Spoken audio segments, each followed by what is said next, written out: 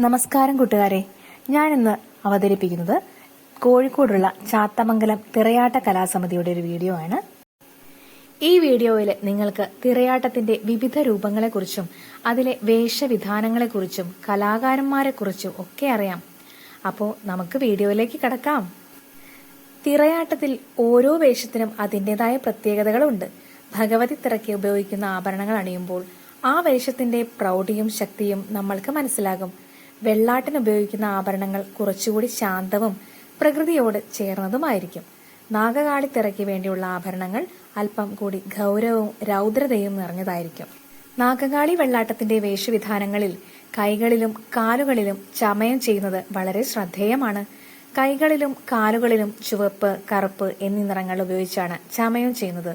ഇത് വേഷത്തിന്റെ ഗൗരവം വർദ്ധിപ്പിക്കുകയും നർത്തകന്റെ ചലനങ്ങളെ കൂടുതൽ ശ്രദ്ധേയമാക്കുകയും ചെയ്യുന്നു. ചില തെയ്യങ്ങളിൽ കൈകളിലും കാലുകളിലും പ്രത്യേകതരം ആഭരണങ്ങളും ഉപയോഗിക്കുന്നുണ്ട്. ഇനി നമുക്ക് തോറ്റംപാട്ടിനെ കുറിച്ച് പറയാം. ഭക്തിയും ഗൗരവമായി ഇത് മനസ്സിലാക്കണം. തോറ്റംപാട്ട് ചൊല്ലുന്നത് വളരെ പവിത്രമാണ്. ഇത് തെയ്യത്തെ ആവാഹിക്കാനുള്ള ഒരു മന്ത്രം പോലെയാണ്. തോറ്റംപാട്ടിന്റെ വരികൾക്കും പ്രത്യേകതയുണ്ട്. ദേവമായ ഒരു വ്യക്തിയെയാണ് തിറയാട്ട കലാസമിതിയിലെ ആശാൻ ശ്രീമാൻ അശോകൻ ആശാൻ. ആശാന്റെ പേര് പോലെ തന്നെ ചെറുപ്പം മുതലേ ഈ കലാരൂപത്തിന് വേണ്ടി ജീവിതം സമർപ്പിച്ചയാളാണ്. 12 വയസ്സു മുതൽ ഈ രംഗത്ത് എത്തുകയും ഇപ്പോൾ 75-ാം വയസ്സിലും ഈ കലയുടെ പതാക ഏന്തി മുന്നേറുകയും ചെയ്യുന്നു. 12 വയസ്സ് തുടങ്ങിയിട്ടുണ്ട് അല്ലേ? പരിപാടി 12 വയസ്സ് തുടങ്ങി. ഇന്ന് 75 വയസ്സ്. ഒരുപാട് വർഷങ്ങളായി അല്ലേ? അപ്പൊ ഒരുപാട് അനുഭവ പാഠവങ്ങൾ അങ്ങനെ ഉണ്ടാവല്ലോ. ഒരുപാട് കാരണപരമ്പര പരിപാടിക്ക് പങ്കെടുക്കാനും വന്ദനത്തിന് ശേഷമാണ് തോറ്റം തുടങ്ങുന്നത്. അപ്പൊ ആശാനൊന്ന് ഞങ്ങക്ക് ചൊല്ലി തരുമോ? 8 പേര് തോറ്റുണ്ട്. കരിയും പൂവും ചാർത്താൻ പറയും, ഈടത്തിന് പൊളി. അങ്ങനെ ചാർത്തി കഴിഞ്ഞാൽ പിന്നെയാണ് ഞങ്ങൾ ചെല്ല തിരുവള്ളായിരിക്കണേ എന്റെ പേരുള്ള ദൈവമേ, കൽപ്പള്ളിത്തേവരമതിലകം പേരു കേളി, കൽപ്പള്ളിത്തേവര് തമ്പുരാന്റെ പേരു കേളി. ചെണ്ട, തുടി എന്നിങ്ങനെ വിവിധ വാദ്യോപകരണങ്ങളിൽ ആശാൻ പ്രാവീണ്യം നേടിയിട്ടുണ്ട്. അദ്ദേഹത്തിന്റെ ഈ അപൂർവമായ ജ്ഞാനത്തെക്കുറിച്ചും തിറയാട്ടത്തിന് നൽകിയ സംഭാവനകളെക്കുറിച്ചൊക്കെയാണ് നമ്മൾ ഈ വീഡിയോയിൽ കണ്ടത്. നിങ്ങൾ കേട്ട ഈ തോറ്റംപാടിന്റെ പിറകിൽ ഒരുപാട് കഥകളുമുണ്ട്. ആശാൻ എനിക്ക് ഇതിനെക്കുറിച്ചെല്ലാം പറഞ്ഞു തന്നു.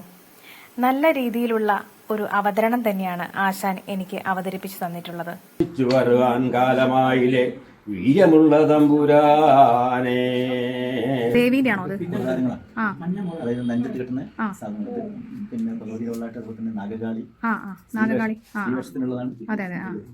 ഇതൊക്കെ മുഖത്ത് താടിയായിട്ട് താടിക്കാപ്പു. ഇത് പിന്നെ മലയാളത്തിന്റെ കൊട്ടാരം. ഇതൊക്കെ അതെ അതെ. ഇതൊക്കെ നിങ്ങൾ തന്നെ ഉണ്ടാക്കുന്നതല്ലേ? ഇത് ഭഗവതി വെള്ളാട്ടിന്റെ മരവട്ടം എന്ന് പറയും. ആണല്ലേ? 10-ാം വയസ്സില്. എന്താ പേരെന്താ? മനു. അപ്പൊ അവസാനം ചെയ്തത് ഏത് ക്ഷേത്രത്തിലാ, കാവിലാണ്? ചെണ്ട. ചെണ്ടാന്റെ ആണല്ലേ? അതെ അതെ.